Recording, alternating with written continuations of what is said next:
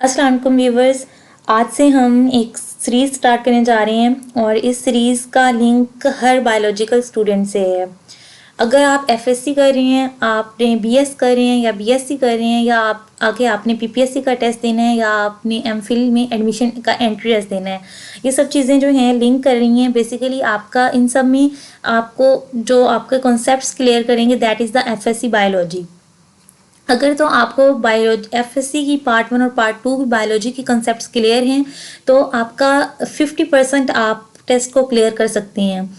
PPSC की अगर बात करें तो उसमें से 50% जो एमसीक्यूज होते हैं वो आपकी एफएससी पार्ट 1 और पार्ट 2 की बायोलॉजी से आते हैं। इसी तरह अगर एमफिल में भी सेम यही है, उसमें भी मोस्टली क्वेश्चंस आपकी एफएससी की बुक में से पूछे जाते हैं। तो आज हमने इस सीरीज़ में हम एफएससी पार्ट 1 और पार्ट 2 दोनों की जो बायो की बुक्स हैं उसमें उसका हम चैप्टर वाइज समरी करेंगे। इसमें फुल चैप्टर मींस उसके जो मोस्ट इम्पोर्टेंट पॉइंट्स होंगे वो डिस्कस करेंगे। जो पहले पीपीएससी के टेस्ट में जो क्वेश्चंस पूछे जा चुके हैं वो इनमें बुलेट्स के फॉर्म में वो पॉइंट्स जो हैं वो क्लियर करते जाएंगे हम। आज हम जिस चैप्टर पर डिस्कशन करेंगे वो है एफएससी पार्ट 1 बायोलॉजी का चैप्टर नंबर 2 बायोकेमिस्ट्री। इसमें हम देखते हैं कि बायोकेमिस्ट्री क्या है। Biochemistry study of the chemical components and process occurring in the living organisms. ठीक है, अब इसमें इंपॉर्टेंट पॉइंट क्या है यहाँ से जो हम देखेंगे, chemical components and chemical process. Basically हमने बायोकेमिस्ट्री की डेफिनेशन पहले देखी जिसमें स्टडी ऑफ केमिकल कंपोनेंट्स और लिविंग ऑर्गेनिज्म में जितने भी केमिकल कंपोनेंट्स और केमिकल प्रोसेस हैं उनकी स्टडी को हम बायोकेमिस्ट्री कहते हैं। अब इनमें दो पॉइंट्स थे, chemical components and chemical process. Chemical components क्या होते हैं? केमिकल कंपोनेंट्स में carbohydrates, protein, lipids, nucleic acids आ जाते हैं। और केमिकल प्रोसेस में photosynthesis, respiration, digestion, muscle contraction, ये सब चीज़ें आ जाती हैं। अब ये जो प्रोसेस हो रहा है, जितना भी केमिकल रिएक्शंस या केमिकल प्रोसेस लिविंग ऑर्गेनिजम्स में हो रहे हैं, इन सबको कलेक्टिवली क्या कहते हैं? मेटाबॉलिज्म। जितने भी केमिकली प्रोसेस हो रहे हैं लिविंग ऑर्गेनिज्म को, उन सबको कलेक्टिवली हमने कहा कि वो मेटाबॉलिज्म कहलाता है। अब जो मेटाबॉलिज्म है वो फर्दर आगे उसकी दो क्लासिफिकेशन है। First one is the anabolism and the second one is the catabolism. Anabolism में क्या होता है कि जो सिंपलर सब्सटेंसेस होते हैं वो कंबाइन होते हैं कॉम्प्लेक्स वन बनाने के लिए। ठीक है, सिंपल सब्सटेंसेस कंबाइन होकर कॉम्प्लेक्स सब्सटेंसेस बनाएंगे, that is the anabolism. For example, glucose unites to form the starch and the cellulose. और इस प्रोसेस में क्या होता है कि एनर्जी नीड होती है, इसमें एनर्जी एब्जॉर्ब होती है। While in case of the catabolism, catabolism एक ऐसा प्रोसेस है जिसमें break down of the complex means के जो कॉम्प्लेक्स सब्सटेंसेस हैं उनकी सिंपलर वंस में ब्रेक डाउन होती है। और जब ब्रेक डाउन होगी तो इट्स मीन कि उसमें से एनर्जी जो है वो रिलीज होती है, इसमें एनर्जी इवॉल्व होगी। और इसमें एग्जांपल क्या है कि carbohydrates into glucose and the proteins into the amino acid. इस चैप्टर में जो नेक्स्ट टॉपिक है वो है carbon. Carbon is the central in the skeleton of life and most important point इसमें क्या है, that it is a tetravalent. And what is meant by tetravalent? Tetravalent से मुराद ये है कि कार्बन की 4 वैलेंसीज होती हैं।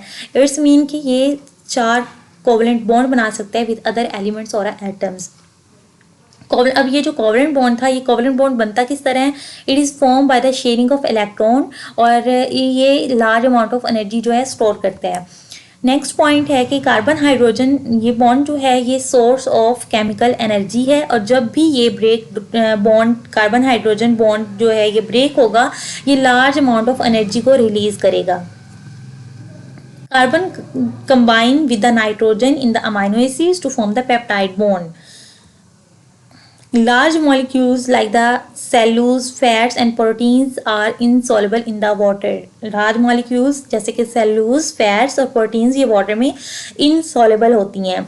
और small molecules like the glucose, amino acids and fatty acids ये source of energy हैं या फिर as a sub units of for the macromolecules हैं ये।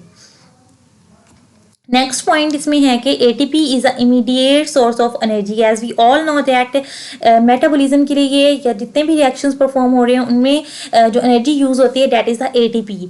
ठीक है, सो यहाँ पर पॉइंट क्या है कि ATP is the immediate source of energy for the metabolism of the cell inside और outside of the cell. Next जो हमने इसमें टॉपिक है वो है वाटर। इस टॉपिक में जो इम्पोर्टेंट फैक्ट्स हैं रिमेंबर करने के लिए, उनमें फर्स्ट वन है कि ह्यूमन बोन सेल्स जो होती हैं वो 20% वाटर कंटेन करती हैं, जबकि जो ब्रेन सेल्स हैं वो 85% वाटर कंटेन करते हैं। वाई वाटर इज़ इम्पोर्टेंट, क्योंकि ये मीडियम प्रोवाइड करता है, ठीक है, medium biochemical reactions and the raw material for the photosynthesis it provide करता है, that's why water is important. अब वाटर क्या है, वो पोलर है, तो इट्स मीन के बीइंग अ पोलर ये सिर्फ जितने भी आयोनिक कंपाउंड्स हैं और पोलर ऑर्गेनिक कंपाउंड्स हैं उनको ही डिसॉल्व करेगा। जितने भी रिएक्शंस हैं वो सेल्स में जितने भी रिएक्शंस टेक प्लेस हो रहे हैं या अकर हो रहे हैं वो किस में अकर होते हैं, that occur in the aqueous medium. यहाँ पर नेक्स्ट पॉइंट क्या है कि non polar molecules insoluble in the water and maintain the membrane compartments. क्या मतलब है कि इसका मतलब ये है कि जितने भी क्योंकि वाटर पोलर है, ठीक है, तो वाटर में जो नॉन पोलर मॉलिक्यूल्स होंगे वो इनसॉल्युबल होंगे। यहाँ पर जो प्रॉपर्टी इसको क्लियर करने के लिए वो ये है कि dissolve like the dissolve means, अब क्योंकि यहाँ पर क्या था कि वाटर पोलर है, इट्स मीन यहाँ पर पॉइंट ये कहा गया कि वाटर पोलर है, इसलिए ये नॉन पोलर उसमें इनसॉल्युबल नहीं होंगे, ठीक है। तो यहाँ पर मीन्स जो प्रॉपर्टी है वो ये है कि polar dissolve into polar and the non polar dissolve होते हैं इनटू नॉन पोलर, ठीक है। नेक्स्ट पॉइंट इसमें क्या है, नेक्स्ट पॉइंट ये है कि हीट स्पेसिफिक वाटर की जो हीट कैपेसिटी है वो 1 है और ये एक्ट करता है water as a temperature stabiliser के लिए, टेम्परेचर को स्टेबलाइज मीन्स के मेंटेन रखने के लिए। एंड नेक्स्ट पॉइंट इज कि tear protect the surface of the eye from the rubbing, that was about the water. Next जो हमने डिस्कस करना है वो है carbohydrates. Carbohydrates, simple carbohydrates are the main source of energy, ठीक है, simple carbohydrates main source of energy के तौर पर हैं। और carbohydrates mean the hydrated carbon ratio of hydrogen and oxygen is same as in the water. What is mean के जिस तरह वाटर में मीन्स वाटर का फॉर्मूला क्या है, H2O। अब इसमें ये हाइड्रोजन ऑक्सीजन की जो रेशियो है मीन्स के 2:1, हाइड्रोजन की 2 रेशियो है और ऑक्सीजन की 1 रेशियो है, तो ये कार्बोहाइड्रेट्स में भी सेम ही रेशियो है जैसे कि वाटर में। नेक्स्ट पॉइंट क्या है, नेक्स्ट पॉइंट के केमिकली कार्बोहाइड्रेट्स जो हैं कि पॉलीहाइड्रोक्सी एल्डिहाइड्स और पॉलीहाइड्रोक्सी कीटोन्स हैं। कार्बोहाइड्रेट्स प्रोटीन के साथ कंबाइन होते हैं टू फॉर्म द ग्लाइकोप्रोटीन और लिपिड के साथ कंबाइन होते हैं ग्लाइकोलिपिड्स बनाने के लिए। ये जो दोनों हैं ग्लाइकोप्रोटीन्स और ग्लाइकोलिपिड्स, ये सर्व करती हैं as a extra cellular matrix and are a component of the membranes. और ये वो दोनों जो हैं ये कॉन्जुगेटेड हैं। Carbohydrates are also called the saccharides, इनको सैकराइड्स भी कहते हैं। सैकराइड्स का मतलब क्या होता है, sugar and it's a Greek word. इसको सैकराइड्स इसलिए कहते हैं क्योंकि मोस्टली जितने भी कंपोनेंट्स हैं कार्बोहाइड्रेट्स में that all sugars.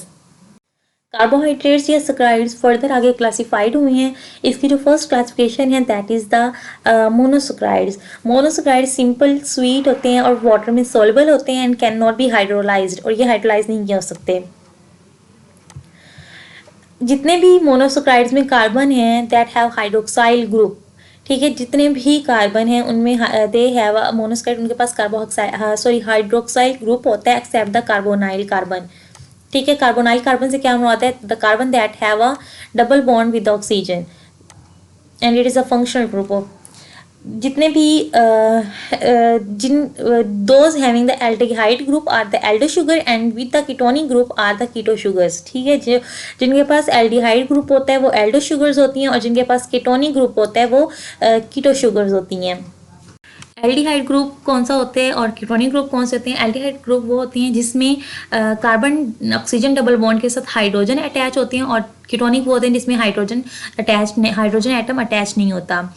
Now next point is ग्लाइसर aldehyde and dihydroxy acetone का जो मॉलिक्यूलर फॉर्मूला है दैट इज अ C3H6O3, और ये इंटरमीडिएट होते हैं in the respiration and photosynthesis. This point is important because this was previously asked in the PPSC exam and इसका MCQs ये था which are the intermediate in the respiration and the photosynthesis, so answer was the glyceraldehyde and the dihydroxyacetone, 3 to 7 carbon monosaccharides are natural, और tetroses जो हैं ये बहुत rare होती हैं और ये कुछ बैक्टीरिया में प्रेजेंट होती हैं। मोस्ट कॉमन शुगर पेंटोज है और पेंटोजिस एंड हेक्सोजिस है। Glucose is the most important hexose and is aldose sugar. इस चैप्टर का जो नेक्स्ट पार्ट है वो हम नेक्स्ट वीडियो में डिस्कस करेंगे। तब तक अपना बहुत सारा ख्याल रखिए। अल्लाह हाफिज़।